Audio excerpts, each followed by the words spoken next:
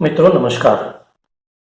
इस वीडियो में मैं आज आपको आपकी हथेली में स्थित विभिन्न महत्वपूर्ण पर्वत रेखाएं और चिन्ह के आधार पर ये स्पष्ट रूप से बताऊंगा कि राजयोग कैसे बनता है, राजयोग की कितनी अवस्थाएं हैं और राजयोग का आपके जीवन पर कैसा प्रभाव पड़ता है।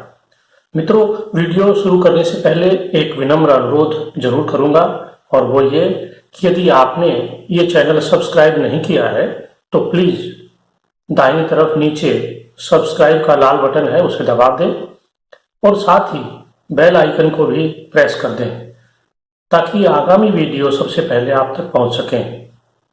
और यदि ये वीडियो आपको पसंद आए तो इसे लाइक और कमेंट जरूर करिएगा। तो चलिए हम मूल विषय पर प्रकाश डालते हैं। और हाँ मित्रों, इस वीडियो को अंत तक जरूर देखिएगा क्योंकि राजयोग के विभिन्न रूप हैं। न जाने आपकी हथेली में कौन सा राजयोग बन रहा हो, इसलिए पहले मैं बताऊंगा कि राजयोग कैसे बनता है और उसके पश्चात राजयोग का फल बताऊंगा। तो वीडियो में अंत तक बने रहिए। मैं 15 पॉइंट्स के अंदर राजयोग को मैंने 15 भागों में विभाजित किया है। 15 पॉइंट्स में मैं आपके सामने ये रखूंगा कि हथेली में राजयोग कैसे बनता है। नंबर 1, राजयोग के लिए सबसे पहले अनिवार्य है कि आपकी हथेली मांसल, गद्दीदार और आभावान होनी चाहिए, यानी आपकी हथेली में चमक हो और हथेली का आकार आयताकार होना चाहिए। ये गद्दीदार का मतलब है जितने भी ये हमारे जो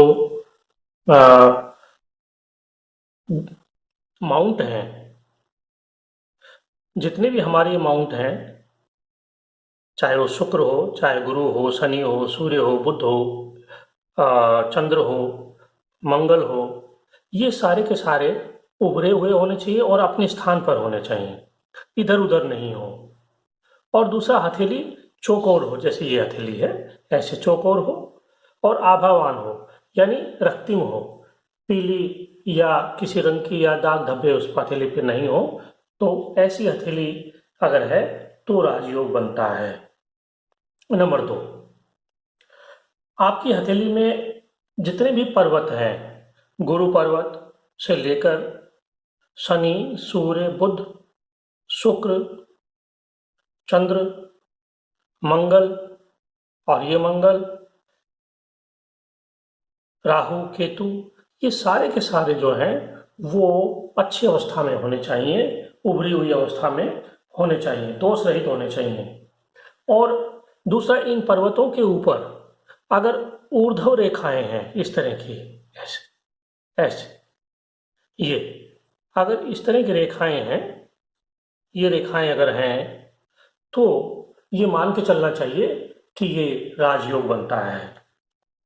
नंबर 3, यदि आपकी हथेली में जीवन रेखा, भाग्य रेखा, मस्तिष्क रेखा, हृदय रेखा ये स्पष्ट है और किसी भी तरह की कोई रेखा इनको काट नहीं रही है, अगर काट नहीं रही किसी भी रेखा को और स्पष्ट है, गहरी है और बहुत ही दोष रहित है, तो मित्रों ये राजयोग आपकी हथेली में बनता है। दूसरा, मणिबंध जो है वो मणिबंध भी आपकी सही स्पष्ट हो और किसी तरह का इसमें काटपीट नहीं हो तो भी ये राजयोग बनता है। नंबर 4, अब हम उंगलियों को देख लें। राजयोग के लिए ये जरूरी है कि आपकी जो अनामिका है, ये अनामिका है, इसे सूर्य उंगली भी कहते हैं। अनामिका की जो लंबाई है वो तर्जनी से बड़ी होनी चाहिए, यानी ये उंगली इससे तर्जनी से बड़ी है अगर है, मध्यमा से छोटी लेकिन तर्जनी से अगर बड़ी है तो राजयोग बनता है। नंबर 4, अगर किसी व्यक्ति की कनिष्ठ का, ये चिटली उंगली बोलते जिसे, या बुध की उंगली भी बोलते हैं, इसकी लंबाई अनामिका के प्रथम पोर तक, यहां तक, यहाँ या इससे ऊपर, ये अगर ये यहाँ तक पहुँच रही है, ये उंगली, इसकी लंबाई इस प्रथम फ्लोर तक पहुँचती है, तो ऐसा व्यक्ति उच्च पद पर आसीन होता है या बड़ा अधिकारी बनता है, और ये राजयोग का लक्षण है। दूसरा, अगर अंगूठे की लंबाई, आपका अंगूठा इतना लंबा है कि इसे जब हम तर्जनी की तरफ लेके जाएंगे, क्लोज करेंगे, तो इसका जो ये प्रथम भाग है अंगूठे का, ये भाग, ये यहाँ तक आ जाए, तर्जनी तक आ जाए। अगर अगर ये ऐसे क्लोज करने से यहाँ तक आता है आपका अंगूठा, तो ये राजयोग बनाता है। नंबर 6, यदि किसी व्यक्ति की हथेली में हृदय रेखा, मस्तिष्क रेखा और जीवन रेखा और भाग्य रेखा, यानी जीवन रेखा, मस्तिष्क रेखा, हृदय रेखा और भाग्य रेखा, ये तीनों मिलकर अगर एम का सिग्नेचर बनता है, तो एम का सिग्नेचर कैसे बनेगा ये मैं आपको बता देता हूं। देखिए, ये भाग्य रेखा अगर इस तरह से चलती है, ये, तो यहां एम का सिग्नेचर ये बना, ये और यानी ये एम बन गया है। तो ये अगर एम बनता है तो ये राजयोग के लक्षण है। नंबर 7, यदि सूर्य रेखा बढ़कर शुक्र की ओर आ जाए, ये मित्रों, ये सूर्य रेखा है, ये शुक्र का क्षेत्र है। अगर ये सूर्य रेखा यहां से चलकर और आपकी इस क्षेत्र पे आ जाए, ऐसे, ये अगर सूर्य रेखा इस क्षेत्र पे आ जाती है तो ये राजयोग बनाती है, और ये बहुत ही बढ़िया राजयोग बनाती है। इसे राजेश्वर राजयोग कहते हैं। बहुत बहुत श्रेष्ठ राजयोग बनता है। इसी तरह से यदि मस्तिष्क रेखा, ये मस्तिष्क रेखा है, ये रेखा, अगर ये मस्तिष्क रेखा गहरी है और दोष रहित है और नीचे तक आ जाए, जैसे ये आ रखी है, ये चंद्रमा का क्षेत्र है, अगर ये यहां तक आ जाए तो भी राजयोग बनता है और व्यक्ति उच्च पद पर आसीन होता है। दूसरा, नंबर 9 पर जो राजयोग बन रहा है वो मैं आपको बताता हूं। वो ये है कि अगर भाग्य रेखा से समानांतर रूप से, ये भाग्य रेखा है, अगर इससे समानांतर रूप से दो रेखाएं निकलकर बुध पर्वत की, ये बुध पर्वत है, अगर भाग्य रेखा से दो रेखाएं ऐसे, अगर ये दो रेखाएं, ये भाग्य रेखा है, लक लाइन जो शनि पर्वत की ओर जाती है, अगर इससे दो लाइनें निकलकर और बुध पर्वत की ओर आ जाए समानांतर रूप से, तो ये राजयोग बनाती हैं।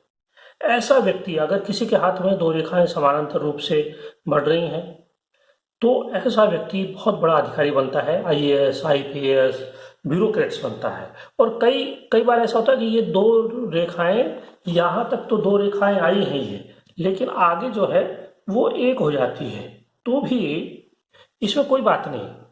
जैसे ये आई यहाँ तक और फिर आगे एक हो गई है, इस तरह से अगर ऐसा भी है तो भी ये राजयोग बनता है और बहुत बड़ा उच्च अधिकारी बनता है, शासनाध्यक्ष बनता है, बहुत ही भाग्यशाली व्यक्ति होता है वो। यदि सूर्य रेखा, ये जो क्षेत्र है सूर्य का क्षेत्र है, यदि सूर्य रेखा बृहस्पति की ओर चली जाए, अगर कोई रेखा यहां से निकलकर और बृहस्पति की ओर चली जाए, इस तरह से, ये अगर कोई रेखा यहां से निकलकर ऐसे चली जाए बृहस्पति की ओर, तो भी ये राजयोग बनता है और ऐसा व्यक्ति बहुत बड़ा अधिकारी बनता है, बहुत बड़ा ज्ञानी होता है और बहुत प्रतिभाशाली और बहुत प्रतिष्ठित व्यक्ति होता है। ये अगर सूर्य रेखा निकलकर गुरु पर्वत की ओर चली जाए तो। इसके बाद में अगर ये चंद्र क्षेत्र है, ये चंद्र क्षेत्र है, अगर यहां से दो रेखाएं गुरु पर्वत पर चली जाए, मैं इसको थोड़ा मिटा देता हूं तो आपको समझ में आएगा। देखिए, ये चंद्र पर्वत है। अगर कोई दो रेखाएं इस तरह से, किसी की दो रेखाएं इस तरह से समानांतर रूप से चंद्र पर्वत से और गुरु पर्वत पर चली जाए, ठीक है, ये तो ये राजयोग बनता है। और ये महासरस्वती राजयोग कहलाता है। ऐसा व्यक्ति बहुत प्रकांड विद्वान होता है और बहुत ही उसे नाम प्रतिष्ठा उसे प्राप्त होती है। ये चंद्र पर्वत से लेकर गुरु पर्वत पर दो रेखाएं अगर जाती हैं तो। मित्रों, पहले मैंने आपको बताया था कि जीवन रेखा से अगर दो रेखाएं बुध पर्वत पर जाती हों, अगर किसी की जीवन रेखा से अगर कोई एक रेखा भी जाती है, एक भी अगर सिंगल है कोई रेखा इस तरह से जा रही है बुध रेखा पर, तो भी वो राजयोग बनाती है। लेकिन ये रेखा दोष रहित होनी चाहिए, कटी पिटी नहीं हो, गहरी हो, स्पष्ट हो। दूसरा क्या है कि ये मध्यमा उंगली है। अगर किसी व्यक्ति की मध्यमा उंगली के तीनों पोर पर तिल का चिन्ह हो, मध्य में, यहाँ पर भी, यहाँ पर भी और यहाँ पर भी तिल का चिन्ह हो, मध्यमा उंगली के तीनों पैरों के ऊपर, और शुक्र से एक रेखा बुध पर्वत पर जा रही हो, ये जो है ये शुक्र क्षेत्र है, आपको मालूम है। और एक कोई रेखा इस तरह से ऐसे, ये अगर शुक्र से बुध की ओर कोई रेखा जा रही है तो ये भी राजयोग बनाती है, ये भी राजयोग बनाती है। उसी तरह अगर ये तिल है और बुध वलय बनता है, यानी यहां से बुध के अंदरूनी हिस्से से और शनि का जो क्षेत्र है वहां तक, यानी यहां से लेकर और यहां तक कोई रेखा इस तरह से जा रही हो, ये अगर ऐसे जा रही है तो ये भी राजयोग बनाती है। तो ये तो होगी कुछ रेखाएं और उन रेखाओं का प्रभाव जिससे ये राजयोग बनता है।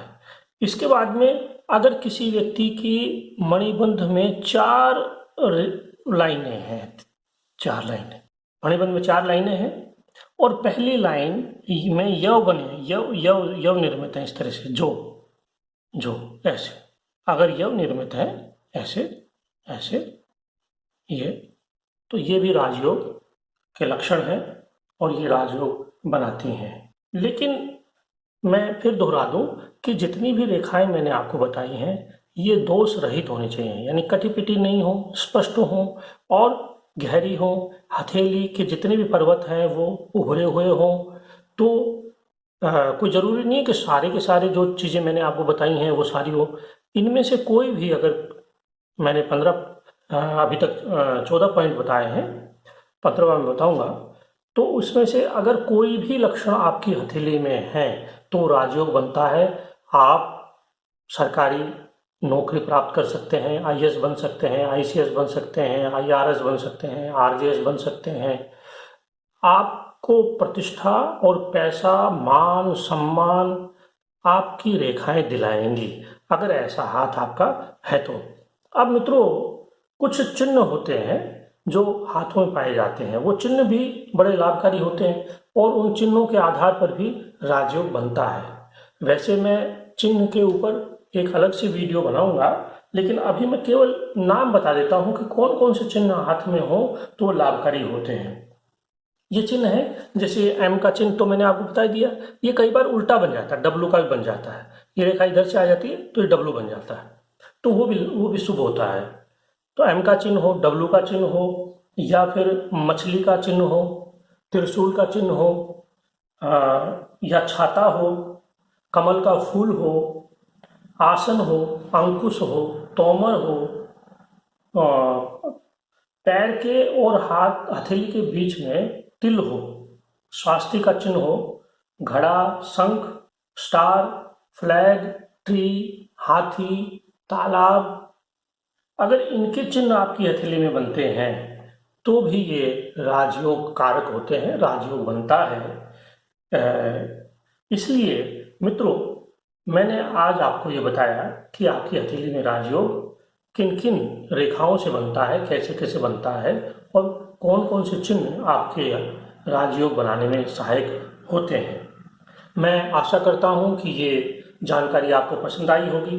अगर आपको ये जानकारी पसंद आई तो वीडियो को ज़रूर लाइक करिए, शेयर करिए और सब्सक्राइब नहीं किया है तो प्लीज़ इसको सब्सक्राइब करिए चैनल को। आगे मिलते हैं, जल्दी मिलेंगे एक नए वीडियो में, नए कॉन्सेप्ट के साथ में, नई जानकारी के साथ में। तब तक नमस्कार।